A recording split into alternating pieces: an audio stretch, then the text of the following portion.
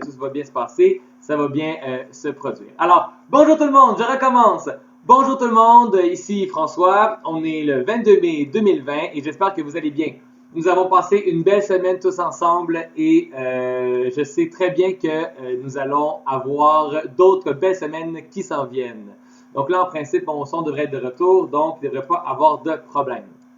Maintenant, aujourd'hui, donc c'est le cours du vendredi. Le cours du vendredi, ben justement là, avec le son, vous vous êtes rendu compte qu'on était toujours en train d'apprendre des nouvelles choses justement sur la technologie et comment elle fonctionne.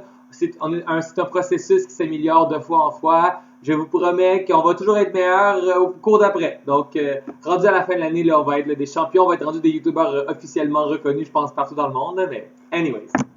Donc, je vous rappelle que, comme vous avez lu au début, la section commentaires ne sert qu'à poser des questions aux enseignants qui sont présents ou répondre à une question que j'aurais posée en live. Donc, évidemment, on n'est pas là pour écrire Salut, t'es à quelle école? T'es qui toi? Je te connais pas. Ah, tais-toi, arrête de parler, arrête de parler. Je pense que rendu au troisième cycle, on comprend comment ça fonctionne parfaitement. Excellent. On va donc commencer ce matin avec le contrôle. C'est des petites questions que j'ai préparées sur la notion qui a été vue cette semaine. Je vous demande donc à tous et à toutes de prendre un papier et un crayon et d'écrire les questions suivantes. Donc, je vais les afficher au tableau. Au tableau, vous savez très bien, maintenant vous êtes rendu habitué à savoir ce que le tableau voulait dire parce qu'on a eu quelques pratiques. Alors, je vais juste m'assurer de ne pas me tromper parce que ça veut dire, c'est comme, tu sais. Alors, et voilà le tableau. Excellent. Alors, je vais tasser ma caméra. Je vais même la rapetisser un petit peu pour qu'on puisse tout voir. Et c'est super. Maintenant, allons-y avec le contrôle du jour. Donc, je vais d'abord vous expliquer les questions. Je vais vous les lire. Vous pouvez évidemment les prendre en note. Et voilà. Alors aujourd'hui, on est évidemment, c'est le contrôle du 22 mai 2020. La première question, voilà. Alors c'est ici, identifie les constituants. Alors le sujet, le prédicat, le complément de phrase dans les phrases suivantes, puis réécris-les, pardonnez-moi, puis réécris-les en utilisant une manipulation syntaxique pour la modifier. Attention à la ponctuation. Donc, la première phrase. Donc, ce que vous allez devoir faire pour les trois numéros, c'est ceci. Vous allez devoir donc prendre la première phrase, l'écrire. Exemple, les spaghettis de ma tante Nicole sont épicés à cause des piments utilisés. Vous devez prendre la phrase, vous devez la réécrire et identifier les constituants. Donc, par exemple, quel est le sujet, quel est le prédicat et est-ce qu'il y a un complément de phrase? Si oui, où est-il? Ensuite, vous allez devoir réécrire cette phrase-là, cette fois-ci en l'ayant manipulée syntaxiquement et en l'ayant modifiée. Donc, vous allez réécrire cette phrase-là, mais en ayant utilisé une manipulation syntaxique de votre choix, celle que vous voulez, pour pouvoir la modifier. Évidemment, il faut que les phrases puissent fonctionner. Voici donc les trois phrases. La première, les spaghettis de ma tante Nicole sont épicés à cause des piments utilisés. La deuxième phrase, c'est depuis le mois de mars, virgule, nous enseignons à distance. Et finalement, la troisième phrase, c'est tu as un monstre sous ton lit. Donc, évidemment, prenez le temps de bien écrire les questions. Vous allez voir, le contrôle ne sera pas très long aujourd'hui. Donc, on a ces trois petites questions-là au niveau des constituants de la phrase. Après, on va voir une petite question sur les angles. Et finalement, on va avoir une petite question au niveau de la conversion des unités de mesure. Donc, c'est vraiment trois questions aujourd'hui que nous avons pour le contrôle. Ce qu'on va d'abord faire, donc une fois que, en principe, vous devez avoir écrit les phrases, ne répondez pas tout de suite aux questions. Commencez vraiment juste par écrire les phrases. Par la suite, je vais vous montrer les autres questions. Puis après, je vais vous laisser un peu de temps pour pouvoir y répondre.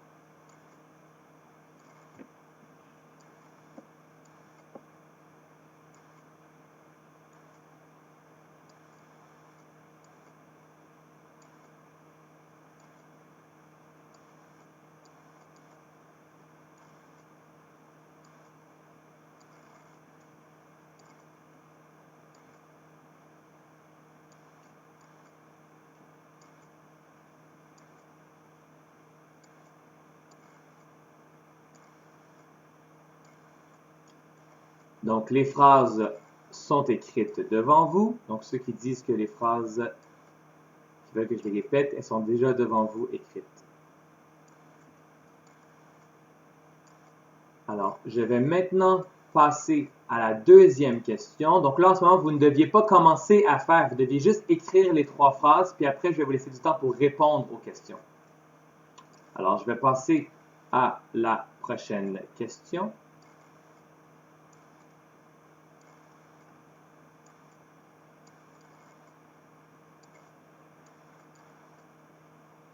En fait, voici, vous pouvez voir ici les 2 autres questions en même temps. Alors, question numéro 2. Explique-moi ce qu'est un angle aigu, obtus, droit et plat. Donc, je veux que tu m'expliques dans tes mots ce qu'est un angle aigu, obtus, droit ou plat. Et la dernière question, je veux que tu fasses des conversions. Donc, par exemple, la question A, c'est 4 mètres donne combien de kilomètres? 123 mètres, combien de millimètres? 12 km, combien de centimètres? 543 millièmes de kilomètre est égal à combien de mètres? Et finalement, 1 kilomètre, c'est combien de millimètres? Si jamais tu as besoin d'aide pour justement résoudre les conversions, ne t'inquiète pas, tu peux utiliser un tableau de conversion. Je me fais un ici. Alors, vous ne commencez qu'à écrire les questions. Donc, vous n'avez pas besoin de répondre tout de suite aux questions. Vous ne faites que les écrire afin de pouvoir, par la suite, vous aurez quelques minutes pour répondre à toutes les questions d'un coup.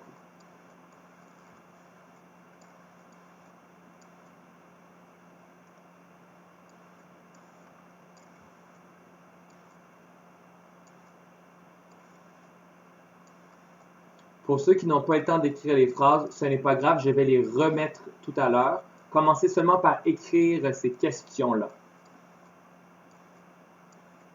Alors, vous écrivez seulement les questions, vous ne faites pas tout de suite les réponses.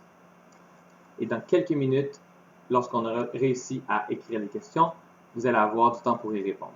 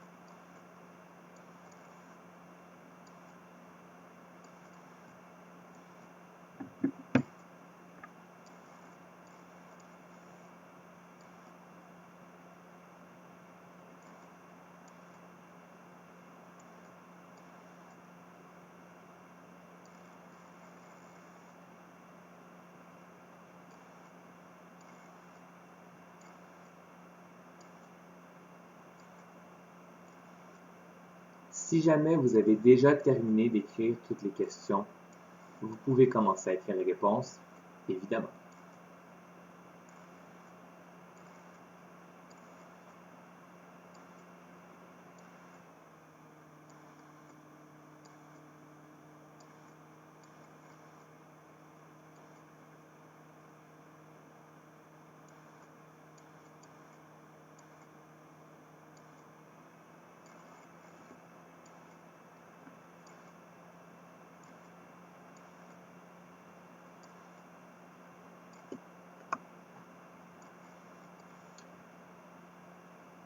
Pendant que vous écrivez et que vous répondez peut-être à certaines questions, je vais jouer un peu de piano pour passer le temps. Je sais pas si vous me voyez encore.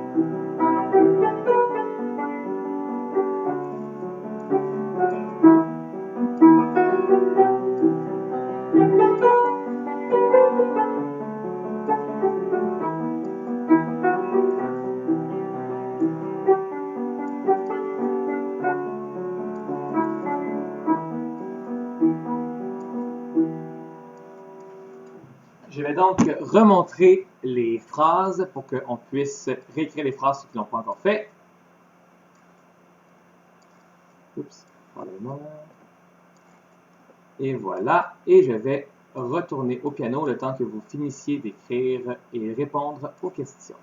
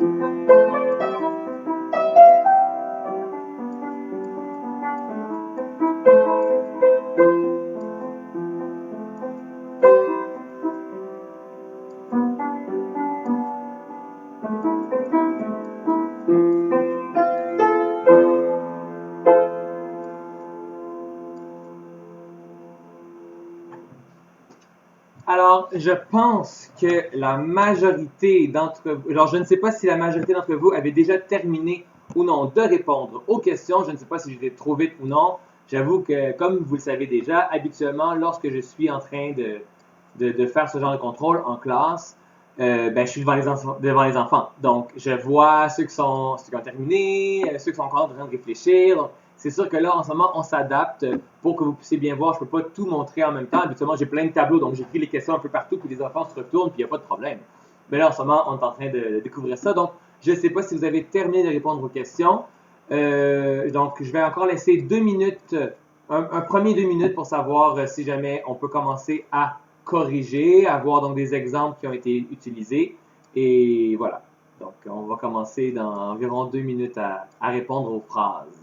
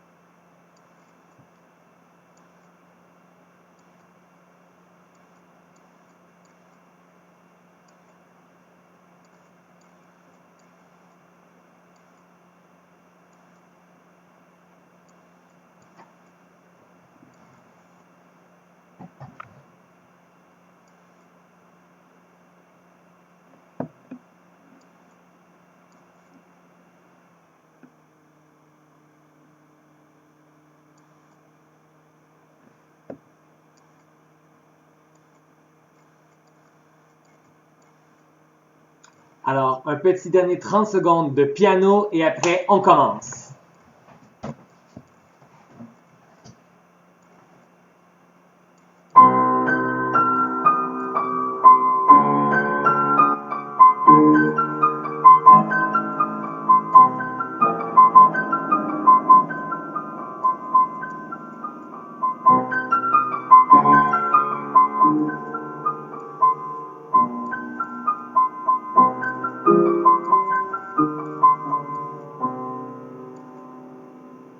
C'était sérieux tout ça. Alors, on y va. On va commencer avec la première phrase. Donc, ici, les spaghettis de ma tante Nicole sont épicés à cause des piments utilisés. Alors, on peut tout de suite se poser différentes questions, à savoir quelles sont les différentes parties. Wouhou! J'ai tout sélectionné. Alors, ici, on peut se poser comme question, qui ici? Alors, c'est qui? Alors, c'est, ou plutôt ce sont, hein? C'est les spaghettis de ma tante Nicole. Alors, eux ici, je vais les mettre en vert. Les spaghettis de ma tante Nicole. En fait, non, je m'excuse complètement, je vais les mettre en bleu. Je me suis trompé de couleur. Bravo, François. Alors, les spaghettis de ma tante Nicole. OK, donc ça ici, c'est le sujet. Ensuite, pour le prédicat, qu'est-ce qu'on se pose déjà comme question? Alors, on se dit qu'on ne peut pas l'effacer, on ne peut pas l'enlever, mais des fois, c'est difficile de trouver le prédicat. Comme truc, qu'est-ce que j'avais dit qu'on conseillait de faire? J'avais dit que ce qui était intéressant, c'est de dire, OK, si jamais on trouve qu'il y a un complément de phrase, lui, au moins, on peut l'enlever, et tout ce qui va rester, ça va être le prédicat. Alors, c'est souvent ça qu'on va faire, c'est qu'on va trouver le sujet, on va trouver s'il y a des compléments de phrase ou non, et s'il n'y en a pas, ben, ce qui reste, c'est le prédicat. Alors, ici, les spaghettis de ma tante Nicole sont épicés, et il l'a fait, ou il l'est, à cause des piments utilisés. Donc, oui, ici, à cause des piments utilisés, c'est un complément de phrase, ce qui veut dire que, ici, sont épicés, c'est le prédicat. Alors, bravo à tous ceux qui ont trouvé la bonne réponse, qui ont été capables de bien identifier les trois constituants de cette phrase-là. Donc, les spaghettis de ma tante Nicole, c'est le sujet. Sont épicés, c'est le prédicat. Et à cause des piments utilisés, c'est le complément de phrase. Pour vous aider, je vais mettre ici la légende. Comme ça, vous allez savoir que ce qui est en bleu, c'est le sujet. Ce qui est en rouge, c'est le prédicat. Et finalement, ce qui est en vert, ben, ce sont des compléments de phrase. Excellent. Maintenant, pour ce qui est de la phrase modifiée, ça ici, vous pouviez utiliser n'importe quelle manipulation syntaxique que vous vouliez. Par exemple, vous pourriez décider d'enlever, donc de l'effacement, donc enlever le complément de phrase. Donc, tout simplement écrire « Les spaghettis de ma tante Nicole sont épicés », ça aurait fonctionné. Vous pourriez faire le déplacement, donc à cause des piments utilisés, les spaghettis de ma tante Nicole sont épicés. Vous aussi, vous auriez pu faire à cause, les spaghettis de ma tante Nicole, virgule, à cause des piments utilisés, virgule, sont épicés. Donc, effectivement, on aurait pu faire le déplacement. On aurait également pu faire un encadrement, donc ajouter, par exemple, ce sont les spaghettis de ma tante Nicole qui sont épicés. Donc, il y a vraiment plusieurs manipulations possibles que vous auriez pu faire. Alors, je vais juste vite voir ici. Bravo à ceux qui répondent aux questions en même temps. Je vais maintenant continuer, pardonnez-moi, avec la deuxième phrase. La deuxième phrase, ici. Depuis le... Ah, en passant, si jamais vous dites « Mais là, monsieur François, vous allez trop vite, j'ai pas le temps de rien faire. Ah! » C'est pas grave. Savez-vous pourquoi c'est pas grave? Parce que le cours est enregistré. Donc, parce que le cours est enregistré, tout simplement, si je vais trop vite en ce moment, à la fin du cours, la vidéo va être en ligne. Donc, vous allez pouvoir réécouter la vidéo, refaire les exercices, vous pratiquer. Donc, aucun stress, tout va bien aller. Ou hashtag, ça va bien aller, là, les arcs-en-ciel. Là. Mais blague à part, sincèrement, si en ce moment je vais trop vite, c'est sûr que je vais plus vite que d'habitude parce que habituellement en classe, je peux donner plein de travaux différemment, puis je peux faire des petits sous-groupes avec des enfants, mais là en ce moment, je ne peux pas le faire. J'enseigne à tout le monde en même temps. Donc, si jamais vous avez besoin d'aide et que je vais trop vite, peu importe, passez par-dessus, puis à la fin du cours, vous pourrez le faire sans problème. Là. Il n'y a vraiment, vraiment aucun problème. Continuons avec la deuxième phrase. Ici, la deuxième phrase, c'est « Depuis le mois de mars, nous enseignons à distance ». Alors, je pense bien que la majorité d'entre vous avez trouvé ici les bonnes réponses. Ici, j'ai déjà vu dans le chat que des gens ont trouvé que « Depuis le mois de mars », c'est un complément de phrase. Félicitations. Donc, c'est un complément de phrase ici qui indique le temps, hein, effectivement. Le sujet, ben ici, on était chanceux. Le sujet, c'était un pronom personnel que l'on connaît. Alors, nous, ce qui est donc le sujet de cet en bleu. Et ce qui reste, c'est enseignant à distance. Enseignons à distance, on le met donc en rouge. Alright. Pour la modification, encore une fois, on pouvait faire un effacement pour juste écrire « Nous enseignons à distance ». On aurait pu faire un déplacement « Nous, depuis le mois de mars, enseignons à distance ». Ou même « Nous enseignons à distance depuis le mois de mars ». D'ailleurs, dans cette phrase, il y a déjà eu un déplacement et c'est pourquoi le complément de phrase est en avant. Et vous remarquerez que justement, quand il y a un déplacement, on met une virgule. On n'oublie pas, il faut toujours encadrer le complément de phrase lorsqu'on le déplace. Troisième phrase, tu as un monstre sous ton lit. Ah ah, pauvre de toi. Moi, le truc, c'est que j'ai mis mon lit directement par terre, donc j'ai plus d'espace. Ah, donc il n'y a plus de monstre sous mon lit. Wouh! You! Alors, on y va avec tu as un monstre sous ton lit. Quel est le sujet ici? Donc, qui fait l'action? Donc, on pourrait remplacer tu par exemple, François. François a un monstre sous son lit. Bon, évidemment, j'ai dû faire une petite modification pour que ça ait du sens, mais vous comprenez ce que je veux dire. Alors, c'est tu qui a un monstre sous ton lit? Effectivement. Alors, le tu est le sujet. On va donc le mettre en bleu. A un monstre sous ton lit. Alors, on se pose comme question, est-ce que y a un complément de phrase ou non? On n'est pas certain si c'est le prédicat au complet, c'est un complément de phrase. Dans ce cas-là, on va voir si on peut déplacer des parties, si on peut effacer des parties, si on peut peut-être également l'encadrer. Alors, est-ce que je pourrais dire sous ton lit, virgule, tu as un monstre?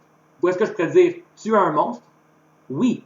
Donc, nécessairement, sous ton lit, c'est un complément de phrase parce qu'on peut l'effacer, on peut le déplacer. On peut même l'encadrer avec tu as un monstre et cela se passe sous ton lit. Donc, effectivement, on pourrait utiliser cette manipulation syntaxique-là. Donc, a un monstre, c'est ton prédicat. On se souvient que le prédicat, là, peut-être que vos parents sont comme moi, j'appelais ça un groupe du verbe. Ben oui, maman, bienvenue en l'an 2000. En fait, bienvenue en 1997 avec la réforme qui a fait que maintenant c'est le prédicat. Mais ça, c'est une autre histoire.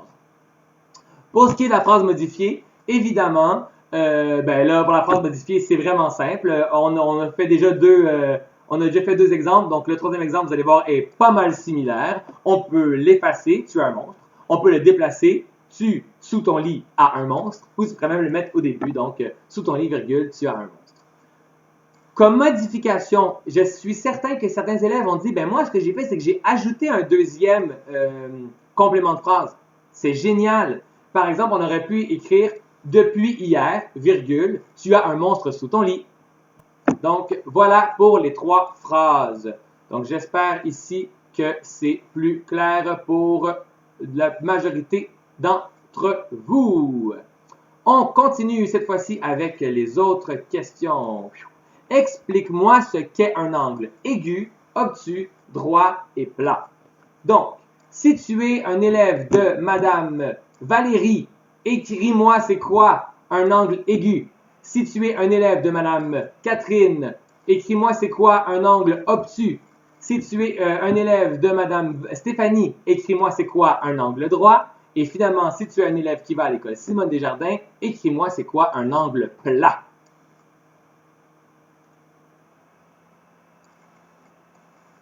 Alors, en passant, Adam Soldat, j'aimerais qu'on arrête de corriger les autres personnes. Le jour où tu seras enseignant, que tu auras ton propre bac et ton diplôme en enseignement primaire, tu pourras corriger les autres sur Internet. D'ici là, je te conseille de rester un élève de 6e année et de faire ce qu'on te demande et non pas d'écrire. Merci beaucoup. Et William, merci de ne pas embarquer dans ces choses-là parce qu'on en a déjà discuté. Et oui, je le fais en public parce que là, après 3 fois, il y a certains élèves que je réalise qui ne comprennent toujours pas, qui sont encore trop impulsifs et qui continuent d'écrire, même quand il ne le faut pas. Merci les amis!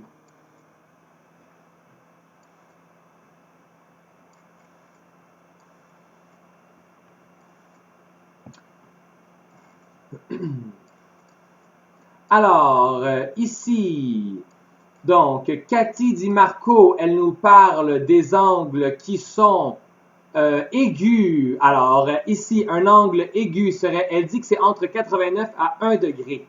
En fait, ce n'est malheureusement pas exactement la bonne réponse. On va voir si quelqu'un va s'en souvenir.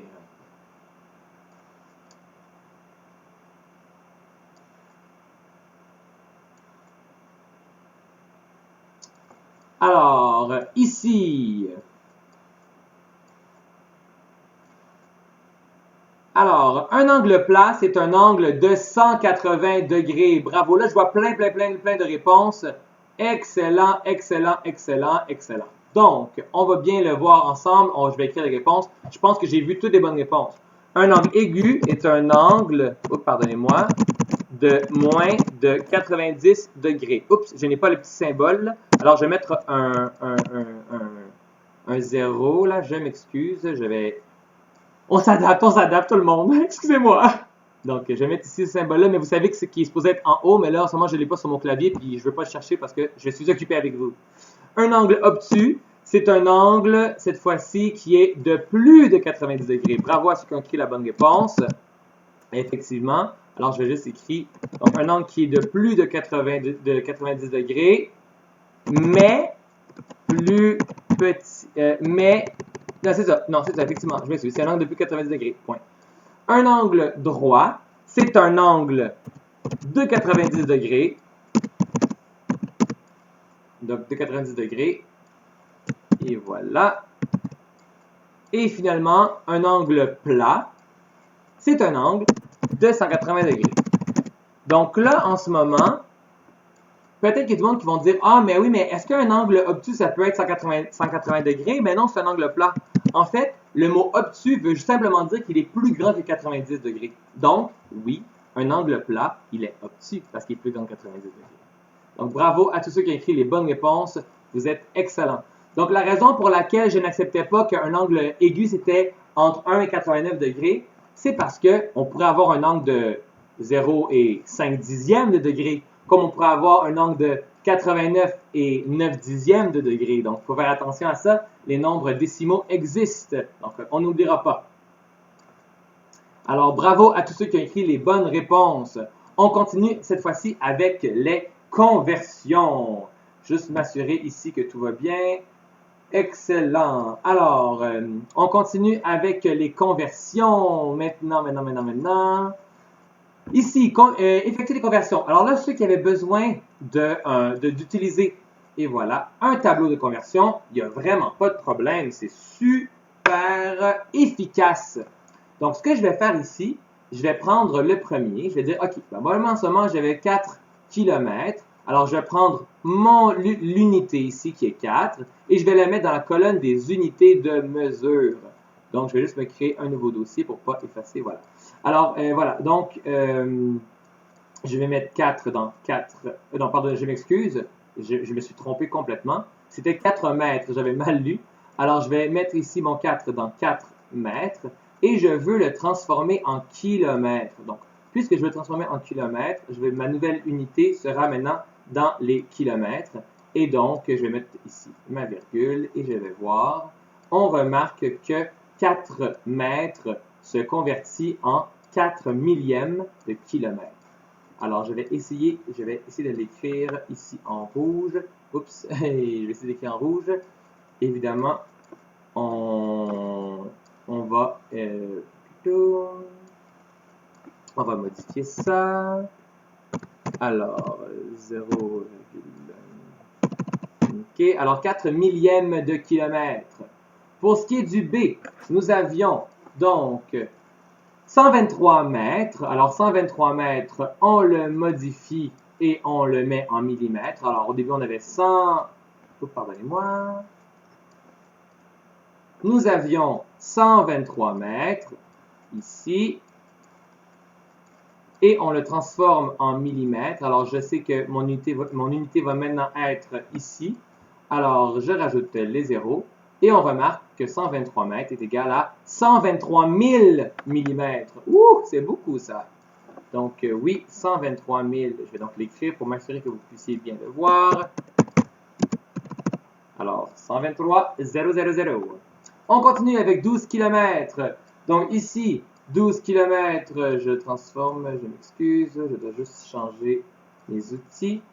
Voilà, alors 12 km, ici, devient combien de centimètres? Alors maintenant, je vais utiliser jusqu'au centimètre. Oh là là, c'est un grand nombre ça. Alors c'est 1 200 000 centimètres. Alors, je vais les maintenant l'écrire pour m'assurer que tout le monde puisse le prendre en note. Encore une fois, si jamais tu réalises que tu n'as pas eu la bonne réponse, est-ce que c'est la fin du monde? Ben non, on est justement là pour apprendre. Donc, nécessairement, si jamais tu as fait une erreur, en passant, ça se peut que moi je fasse des erreurs et je ne me rende pas compte, là, mais ça se peut. Donc, si jamais tu as fait une erreur, c'est pas grave. Comme j'ai dit tantôt, comme c'est enregistré, tu vas pouvoir le réécouter après et tu vas pratiquer. Donc, ne t'inquiète pas. Maintenant, on continue avec le D. Alors, je vais d'abord juste effacer là, ce que j'avais fait ici parce que là, ça va être plus facile pour écrire. Là, c'est plus propre ainsi. Hein? Comme au tableau, là, à un moment donné, on efface. On n'est pas toujours en train de réécrire par-dessus, par-dessus, par-dessus. Là. Donc, OK, alors continuons. Donc, ici, j'étais rendu à, oui, 0 et 543 millièmes de kilomètre. Alors, je vais l'écrire ici. Alors, 0 et 543 millièmes de kilomètre. Ici, on n'oublie pas que j'ai mis le 0 dans la colonne des kilomètres parce que l'unité va avec les unités de mesure. Hein? On n'oublie pas. Et donc, ici, je vais transformer ça en mètres. C'est relativement simple parce que ce qu'il faut faire, c'est de s'assurer que l'unité, okay, que la nouvelle unité soit maintenant dans la colonne des nouvelles unités de mesure. Donc, si ici, la nouvelle unité de mesure, c'est mètre, alors ici, ça veut dire que je vais déplacer ma virgule, poum, poum, poum, poum, poum, et voilà, ici. Alors, c'est 543 mètres. Et pour ceux qui se posent la question, pour le dernier numéro, je vais le faire dès que j'aurai terminé ici. 543, voilà, mètres. Et finalement, pour la dernière question, on va le faire tout de suite au tableau. Comme ça, vous allez avoir la réponse. Alors, si je dis que j'ai 1 km, combien de millimètres est-ce que ça me donne? Eh bien, je vais ajouter les zéros pour me rendre jusqu'à la colonne des unités de mesure que je recherche, millimètres, et je remarque que ça me donne 1 million. Oui, alors 1 km, c'est 1 million de millimètres. Wow! C'est beaucoup! Et bravo à tous ceux qui ont eu les bonnes réponses. Ceux qui n'ont pas eu les bonnes réponses, ce n'est pas grave, vous allez pouvoir justement vous repratiquer. OK, alors c'est tout pour le contrôle de ce matin. Maintenant, de la nouvelle matière. Oh my God, oh my God, oh my God, qu'est-ce qu'on va faire? Donc, j'aimerais qu'on commence directement avec l'univers social. J'ai pour vous une capsule que j'ai faite sur la démocratie. Alors oui, je vais juste d'abord enlever... Je m'excuse. OK, oui. Donc, oui, j'ai maintenant donc, une capsule pour vous sur la démocratie. Non, mais je m'excuse. Non, c'est pas ça que je veux faire avant. Tout se passe dans ma tête à une vitesse folle. Maintenant, ce que je veux faire, je vais d'abord revenir sur un texte que j'ai reçu. Alors, vous êtes plusieurs élèves à m'avoir écrit, à vos enseignantes, et j'ai choisi donc un texte d'un élève de 6e année qui est à l'école Jules Verne. Alors, évidemment, la personne va dire « Ah, bouh, pourquoi c'est Jules Verne? Pourquoi c'est Simon Desjardins? » Donc, évidemment, là, vous êtes rendu en 6e année, on ne veut pas avoir à gérer ce genre de commentaires-là. On est tous des élèves, et chaque fois, je vais essayer de trouver là, des cours, des textes qui vont être là, de plein de personnes différentes. OK? Donc, on va y aller directement avec le texte de... juste reprendre le nom... De quelqu'un qui participe beaucoup dans les cours, et que donc j'avais déjà remarqué. Et c'est Hassan. Alors, ici, on va lire le texte de Hassan et j'aimerais ça qu'on le lise ensemble pour comprendre aussi des modifications qu'on peut y apporter. Parce que oui, c'est bien beau d'avoir un texte, mais il faut voir qu'est-ce qu'on peut y apporter. Alors oui, pour ceux qui se posent la question, quand je vous demande de faire un travail, vous devez après l'envoyer à votre enseignant, hein, évidemment. Donc, OK. Alors, on y va. Donc, bonjour, je m'appelle... hop, je vais juste le baisser un peu. OK. Bonjour, je m'appelle Hassan. Je suis un garçon très sportif. J'adore le soccer, c'est mon sport préféré. Et j'y joue souvent avec ma famille ou mes amis. Pardon. OK. Je suis le type de personne qui aime aider les gens lorsqu'ils ont besoin d'aide ou lorsqu'ils sont en difficulté. J'ai passé presque toute ma vie à l'école primaire et j'y ai laissé plein de souvenirs. La 6e année a été l'année la plus marquante de toute mon histoire jusqu'à maintenant, même si elle ne s'est pas déroulée comme prévu. J'ai eu beaucoup de plaisir avec mes 2 merveilleuses profs. Plus tard, j'aimerais devenir médecin pour soigner les gens. Donc, c'est un très bon paragraphe qui est envoyé, donc bravo à tout le monde, ok? Bravo à ceux qui ont envoyé des textes et merci à ceux qui n'écrivent pas des commentaires déplacés dans le chat. Bref, on continue. Alors oui, par contre, Hassan, on réalise que dans son texte, il y a des petites modifications qu'on pourrait faire. Et en passant, je dis texte, mais c'est un paragraphe. Donc ça, c'est pas un texte complet, évidemment. Vous êtes tous conscients que c'est juste un petit paragraphe de présentation. Là. On va commencer tout de suite avec « Bonjour, je m'appelle Hassan ». Généralement, lorsqu'on va utiliser « bonjour », il y a 2 possibilités. Ou bien on va mettre la virgule et on va commencer une nouvelle ligne. Sinon, ce qu'on va faire, c'est vraiment faire une phrase complète. Bonjour, point. Donc, c'est considéré, en français, c'est considéré comme une phrase complète, le mot bonjour, parce que c'est une expression qui est utilisée. Alors, on va ici, dans le cas ici, on va mettre bonjour, virgule. Évidemment, là, je vais mettre une majuscule parce que c'est comme une phrase complète. Alors, je m'appelle Hassan, je suis un garçon très sportif, j'adore le soccer, c'est mon sport préféré, j'y joue souvent avec ma famille ou mes amis. C'était une longue phrase, ça. Alors, je m'appelle Hassan, je suis un garçon très sportif, j'adore le soccer. Ici, là, il a dit 3 informations. Donc, il a dit qu'il s'appelait Hassan, il a dit qu'il est un garçon très sportif et qu'il adore le soccer. Donc, il a fait une énumération, mais il n'y a pas eu de virgule. Alors, personnellement, je propose que ce soit plutôt ici considéré comme différentes phrases. Alors, je m'appelle Hassan et je suis un garçon très sportif. Point. Alors, évidemment, on va corriger, on va mettre un J majuscule. Je m'appelle Hassan et je suis un garçon très sportif. Point. J'adore le soccer, c'est mon sport préféré et j'y joue souvent avec ma famille ou mes amis. Donc, ici, j'accepterai la virgule parce que, évidemment, c'est un texte de présentation un peu comme dans un album de finissant. Donc, c'est pas non plus, t'es pas en train de parler à la reine d'Angleterre. Quoique, peut-être qu'elle va lire notre album de finissant. Donc, j'adore le soccer et je propose ici qu'on pourrait ajouter car c'est mon sport préféré et j'y joue souvent avec ma famille ou mes amis. Excellent. Je suis le type de personne qui aime aider les gens lorsqu'ils ont besoin d'aide ou lorsqu'ils sont en difficulté. Donc, au niveau de la syntaxe, la phrase, elle est bien construite. Donc, on voit ici, donc, il a utilisé son sujet, c'est « je », son prédicat, c'est « suis », le type de personne qui aime aider les gens. En fait, c'est une phrase plus complexe qu'un élève de 6e année. Bravo, une belle phrase. Bravo.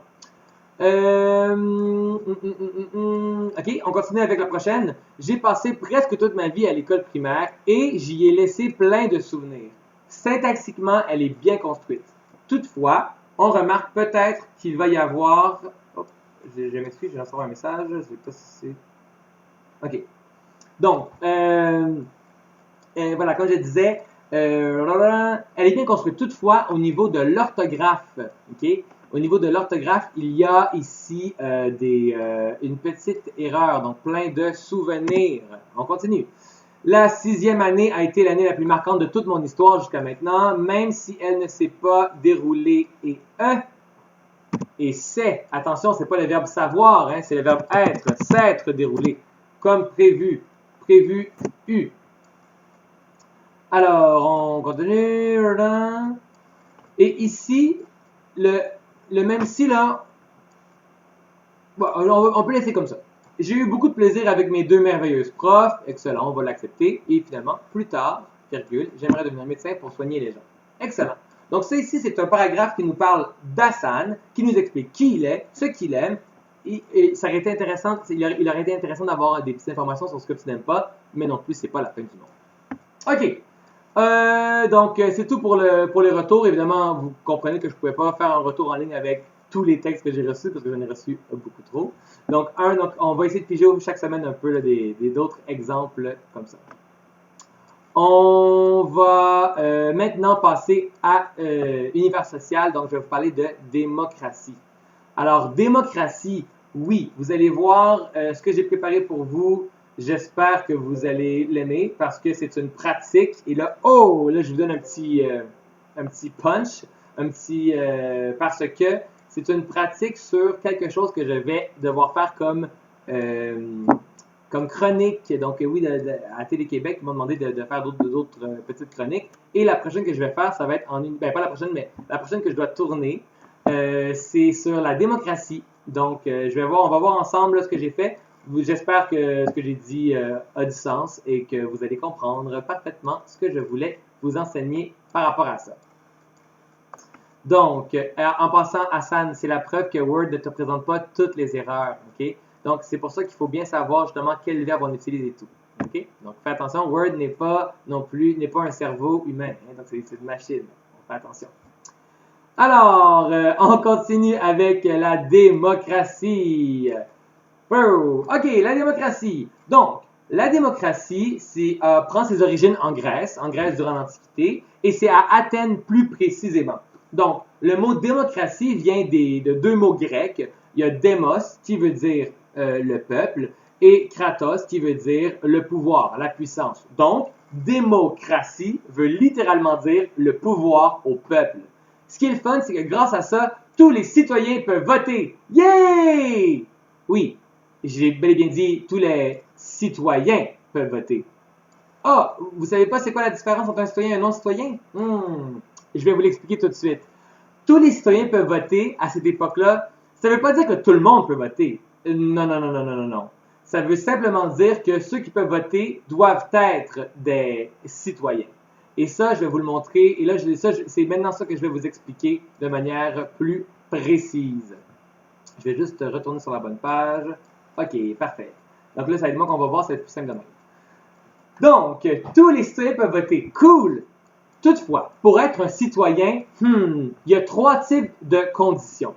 Il y a les conditions qu'on appelle les conditions de naissance. Une condition de naissance, ça c'est par exemple, il faut être né libre. Donc, tu ne peux pas être un esclave ou avoir été un esclave et ne plus être un esclave. Donc, tu dois être né libre. Ensuite, tu dois être né d'une union légitime. Une union légitime, ça veut dire que tes parents, ils étaient mariés. Et voilà, que les parents étaient mariés et qu'ils t'ont eu ensemble. Sinon, ça ne fonctionne pas non plus. Aussi, il faut que tes deux parents soient athéniens. Attention, athéniens veut dire qu'ils sont nés dans la cité d'Athènes, pas qu'ils sont grecs, qu'ils sont athéniens. En plus, il faut qu'ils soient athéniens, pardonnez-moi, mais en plus, il faut qu'eux, ils soient aussi des citoyens. Donc, il faut qu'eux soient des citoyens, ça veut dire qu'il faut qu'eux aussi soient nés libres, que leurs parents étaient d'une union légitime mariée, que leurs parents étaient également athéniens. Donc, vous comprenez que finalement, pour réussir à avoir le statut de citoyen, ça prend beaucoup d'étapes. En plus, ce n'est pas tout, mais non, parce qu'il faut également avoir des conditions administratives. Une condition administrative, ça veut dire qu'ils doivent faire la demande pour devenir un citoyen. Alors, mettons que tu es né libre, que tes deux parents étaient mariés, que tu étais des Athéniens et qu'eux aussi c'était des citoyens. À 18 ans, tu as le droit de faire la demande de devenir toi aussi un citoyen. Ils vont te dire, pas tout de suite. Pourquoi? Parce qu'il fallait également prendre des conditions militaires. Donc, il fallait faire son service militaire donc pendant 2 ans. Alors, de 18 à 20 ans, les enfants, de 18 à 20 ans, les jeunes faisaient leur service militaire. Donc, à 20 ans, ils pouvaient commencer à être citoyens. Donc, voilà. Alors, tous ces gens-là pouvaient voter. Ah oui, est-ce que je voulais spécifier que c'était juste les hommes? Mais oui, pourquoi donner le droit de vote aux femmes? Voyons donc, ce sont des objets là, à cette époque-là, évidemment. Alors, quand on réalise que tous les citoyens d'Athènes avaient le droit de voter, ça représente seulement 10% de tous les gens qui étaient là. Alors, quand on compare à aujourd'hui, on réalise que, OK, on est loin de la démocratie telle que nous, on la connaît. Toutefois, pour l'époque, c'était quand même révolutionnaire. Il faut savoir que dans les siècles suivants, le système féodal, la monarchie, donc là, tout ce qui est les rois et les reines, là, ils reprennent la vigueur. Là, tout à coup, dans les centaines d'années plus tard, là, les rois veulent reprendre plus de force, ils veulent plus. Donc là, finalement, on va débouler jusqu'en Nouvelle-France. Là. Donc, on avance vers l'Amérique, la Nouvelle-France. Et à ce moment-là, il va y avoir une sorte d'hybride, une sorte de système hybride un peu entre les deux, mais c'est surtout réservé aux aristocrates et aux riches. Dans le fond, on s'entend que ceux qui peuvent participer à la vie démocratique, c'est plus des gens qui ont de l'argent. Alors, encore une fois, ça ne représente pas tout le monde. Il va falloir attendre 1854 pour qu'on ait le suffrage universel masculin. Ça veut dire que tous les hommes ont le droit de vote à partir de 1854 en Nouvelle-Écosse. Et oui, c'est pas partout. Donc, la Nouvelle-Écosse était le premier parti au Canada, dans le Haut et Bas-Canada, qui a eu le droit que tout le monde avait le droit de vote, que tous les hommes avaient le droit de vote. Ça a pris 20 ans plus tard, et on va comprendre pourquoi ça a pris autant de temps. C'est que ça a pris 20 ans plus tard, donc en 1874, pour avoir un vote secret. Oui, au Canada, là, avant, quand on voulait voter, les gens se réunissaient, puis ils allaient sur la place publique, puis disaient « Bonjour, je m'appelle François et je vais voter pour telle personne! » Donc, vous pouvez présumer que lorsqu'on allait voter, ça pouvait devenir assez houleux et violent parfois, parce que les gens se mettaient souvent à se battre. Alors, ça a pris... Donc, c'est seulement en 1874 que les gens ont commencé à voter de manière secrète. C'est fou! Et au Québec, évidemment, ça nous a pris un an de plus, donc en 1875. Alors oui, je répète bien, c'est 1875. Et donc, voilà, alors à ce moment-là, tout le monde avait le droit de vote. Ah, non, excusez-moi, tout le monde, mais pas les femmes. Mais non, évidemment. Les femmes au Canada, c'était le 24 mai 1918. Donc, dans 2 jours, là, en 1918, les droits des votes des femmes au Canada. Yay! Mais, ça, c'est le droit de vote au Canada. Au Québec, pour les élections provinciales, les femmes ont le droit de voter seulement en 1941. Excusez-moi, en 1940, mais à cause de la loi des élections, c'est en 1941 seulement. Donc, ça fait seulement 79 ans que les femmes ont le droit de voter au Québec. C'est incroyable quand tu y penses que c'est rien dans l'histoire de l'humanité, là, 79 ans. Là. Donc, avant ça, elles n'avaient même pas le droit de voter parce que avant, quand on votait à voix haute, on disait que c'était trop dangereux pour elles parce qu'il y avait déjà des gens qui avaient été tués lors des élections. Et après, on disait que c'était des mineurs, qu'ils n'avaient pas d'opinion politique. C'est fou. Et ce qui est encore plus fou, c'est que ça a pris l'année 1960 pour que les Premières Nations puissent enfin remporter à leur tour le droit de vote. Et ça, en fait, il faut savoir qu'avant ça, les Premières Nations n'avaient pas le droit de voter, sauf s'ils disaient « Parfait, moi, je veux renoncer aux droits qui nous ont été conférés par les traités. » Mais ça, c'est un débat pour une prochaine fois parce que, croyez-moi, il y a beaucoup de choses à dire là-dessus. Donc, jusqu'en 1960, okay, les Premières Nations n'avaient pas le droit de voter parce qu'ils étaient considérés comme des mineurs. Peu importe leur âge, ils étaient considérés comme des mineurs. Ils n'avaient pas le droit de voter, ils n'avaient pas le droit d'être des propriétaires de maison, par exemple. Donc, c'est vraiment là. Alors, et 1960, je veux dire, c'est vraiment, vraiment, vraiment pas loin. Vos grands-parents étaient nés en 1960, là. Donc, mon père est né en 1960, quand on y pense, là. Donc, cette année-là, donc, c'est-à-dire que ça fait maintenant 60 ans que les Premières Nations ont légalement le droit de vote au Canada sans perdre leurs droits qui leur été donnés. Donc, aujourd'hui, en 2020, qu'est-ce que ça prend pour pouvoir voter? Ben, il faut être un citoyen canadien de 18 ans qui s'inscrit sur la liste électorale au Québec et il faut que tu aies une seule adresse. Donc, ça veut dire que même si, mettons, tu dis, ah, mais là, oh mon Dieu, mais je ne sais pas quoi faire, quand tu auras 18 ans, si, mettons, tu habites avec tes parents et tes parents sont séparés, tu vas choisir une adresse qui va être ton adresse pour aller voter. Ça veut dire que tu ne pourras pas aller voter, mettons, chez tes parents, puis chez ton père, puis après chez ta mère. Ou chez ta mère, puis ton autre mère, ou peu importe chez tes tuteurs. Donc, pour la démocratie, c'est vraiment ça l'évolution qu'il y a eu depuis, donc, dans toutes ces années-là. Alors, vraiment, il y a eu beaucoup d'évolutions. Et donc, voilà, effectivement. Mais en fait, quand on parle de vivre 5 ans au Canada avec le passeport canadien, effectivement, c'est qu'on parlait de la citoyenneté. Vous avez tout à fait raison. Donc ça, il faut être citoyen canadien. Donc ça, alors, on va pouvoir en parler une prochaine fois. Est-ce que c'est sûr et certain? Là, on me demande si c'est la discrimination de... je ne sais pas en fait de quoi on parlait par rapport à la discrimination ou le sexisme. Oui, effectivement, à l'époque, on traitait les gens de manière malhonnête et discriminatoire dans la loi. Heureusement, les choses changent tranquillement, un peu trop tranquillement à mon goût, mais ça, en tout cas, on peut pas en reparler une prochaine fois. Il est 11h23, c'est bientôt la fin, mais avant, j'aimerais vraiment pouvoir vous parler de 2 petites choses. La première, tous les vendredis, ok?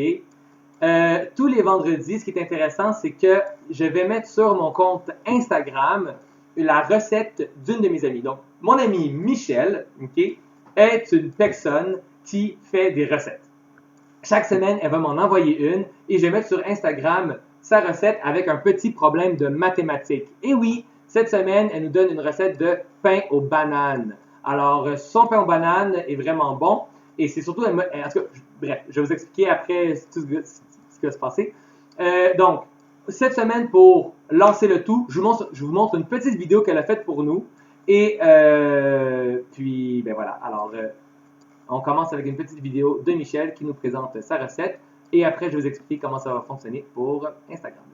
Salut tout le monde, bienvenue dans ma cuisine. Aujourd'hui, je vais vous cuisiner le pain aux bananes de Ricardo. Je vais vous mettre dans la description de cette vidéo-là les ingrédients ainsi que les procédures à suivre. Mais sinon, je vous montre étape par étape en vidéo comment on le fait. Donc, première étape, on va préchauffer notre four à 350 degrés.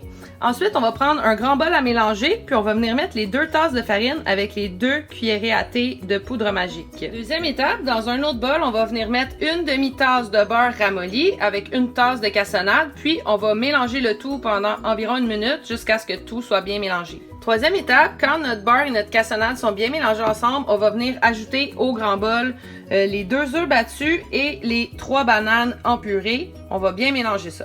Quatrième étape, on va venir ajouter notre vanille dans ce mélange et ensuite on va ajouter un peu de farine mélangée avec la poudre magique et un peu de lait en alternance, puis on va tout mélanger ensemble. Ensuite, il restera juste à mettre dans le moule. Donc, dernière étape avant la cuisson, voici ce que ça donne quand tous les ingrédients sont mélangés ensemble. Si jamais ça te tente d'être un petit peu funky, tu peux ajouter des morceaux de chocolat. Donc, moi, ce que j'ai fait, c'est que j'ai pris une barre de chocolat Hershey, je l'ai coupé en tout petits morceaux. Sinon, aussi, on pourrait ajouter des noix. Puis, quand tout ça sera ajouté à ton mélange, si tu en as envie, il te reste plus qu'à le mettre dans un moule à pain que moi j'ai enduit de beurre, mais si tu préfères mettre autre chose, c'est à ta discrétion. On est rendu à l'étape ultime, on va mettre notre mélange au four pendant 1 heure à 350, notre four était déjà parti. Puis je dirais peut-être un 5-10 minutes avant la fin prévue de la cuisson, juste vérifier que c'est pas déjà prêt parce qu'en fait chaque four est différent, donc il faut faire attention. Donc voilà, 1 heure plus tard, je vais vérifier. Yes sir, c'est prêt. Alors je vais le couper et je vous montre ça. Donc voici l'intérieur, voici le résultat. Regardez-moi ça, comment c'est beau, c'est moelleux et je suis pas mal sûre que ça goûte vraiment très bon. Ok, c'est bon, je me sacrifie, je vais y goûter. C'est vraiment bon. C'est vraiment super moelleux. Puis si vous ajoutez le chocolat, ben ça fait une petite touche sucrée. Puis sinon, je le sais qu'il est vraiment super bon aussi sans la petite twist fancy parce que j'y ai goûté. Puis si jamais tu trouves qu'il y a trop de beurre dans la recette, j'ai aussi essayé de le faire sans beurre. Ça fonctionne. C'est juste un petit peu moins moelleux. Donc j'espère que vous avez apprécié ma recette. Puis dans la description de la vidéo, il va y avoir les ingrédients ainsi que les procédures. À la prochaine! Excellent! Donc oui, alors j'espère que ça vous a donné envie de la faire la recette. Donc à midi, je vais mettre sur mon Instagram en fait, les ingrédients avec un petit problème mathématique. Donc chaque semaine, ça va être la même chose. Le vendredi à midi, je vais publier sur mon compte Instagram les ingrédients d'une recette de mon ami Michel. Et je vais par la suite vous donner des petits défis mathématiques directement liés à cette recette-là. Et le lien pour aller voir comment la faire va toujours être également là. Donc, je vais vous montrer, ceux qui se posent la question quel est mon Instagram, là, je vous le montre de ce pas. Piou! Alors, évidemment, là, c'est un petit peu plus lent, je ne sais pas pourquoi. Alors, je ne sais pas si elle va s'ouvrir. Sinon, vous pouvez aller sur Instagram et chercher directement François le Prof. Ah voilà, donc c'est François le Prof. Ici, donc j'ai commencé, donc c'est encore nouveau, cette page Instagram est encore relativement nouvelle. Voilà, donc dessus je mets des vidéos que j'ai faites, donc des photos de certaines de mes vidéos et des produits que j'ai réalisés. Et dans mes histoires, dans mes stories, il va y avoir là, dans mes histoires enregistrées les recettes de Michel. Donc voilà, alors sur ce, je pense que j'ai vraiment rien oublié. S'il y a, donc pour aujourd'hui, c'est tout. Je comptais vous poser des petites énigmes, mais là, je vois qu'il est déjà rendu 11h28, donc je peux vous en poser une vite comme ça, là. Donc, pour les 5 prochaines minutes, je vais poser des énigmes que j'ai trouvées dans le jeu Cadou, qui est un jeu de cranium. Alors, vite. Non, je veux pas des... Ok, voilà. Alors, c'est tout pour aujourd'hui. Si jamais vous avez des questions, vous pouvez rester. Sinon, écoutez, je vous souhaite de passer une bonne journée. Mes élèves à moi de l'école Simone Desjardins qui sont dans mon groupe, j'aimerais ça. Je vais faire de 11h30 là, à midi. Je vais faire avec vous sur Team une rencontre privée pour qu'on puisse faire des petits jeux. Alors, les autres, je vous souhaite de passer une bonne journée. Petite question. Quel est l'animal... mon Dieu, je recommence. Quel est l'animal qui a le plus de dents? Quel est l'animal qui a le plus de dents? Donc, est-ce que c'est la girafe, le requin ou le castor? Alors, quel est l'animal qui a le plus de dents? Est-ce que c'est la girafe, le requin ou le castor? Alors, c'est la question pour la fin de semaine. Je veux que vous allez pouvoir prendre des recherches durant la fin de semaine et revenir lundi avec la bonne réponse. Et surtout, je veux pouvoir savoir combien de dents est-ce que cet animal a. Donc, voilà. C'est tout pour aujourd'hui.